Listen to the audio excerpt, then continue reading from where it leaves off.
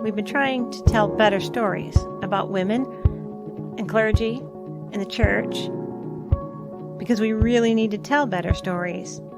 Instead of just complaining about it, what if we flood the airwaves with something different?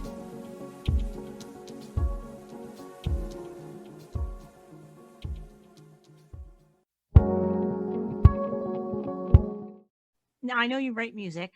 Yes. So did you start doing that at Mantino or when you got to California? I started writing music when I was 12. It was right around that time that I started leading worship as well. And I think, honestly, that was because I had taken piano lessons since I was 5 years old, like classical piano lessons. But it wasn't until I started playing in worship settings that I started to learn how to improvise a little bit more. And so as I started to understand chord structures and what improvisation looked like, it gave me more tools to be able to write. So I do think there was a link there. Actually, what caused me to dive into songwriting is I had a classmate who, I was in 7th grade. I had a classmate who was suddenly diagnosed with cancer and he was gone very quickly.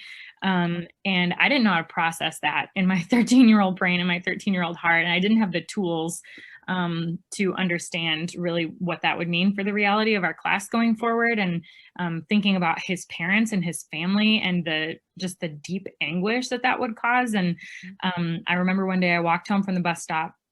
It was the day that I found out that he had passed. And I walked home from the bus stop and all I knew to do, I just went straight out to the piano. The piano was in our garage. Went straight out to the piano and sat down and just started playing. And like what poured forth was a song that I ended up writing about him and about his life for his family.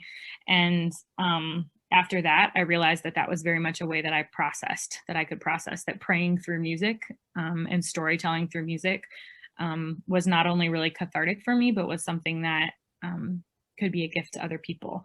So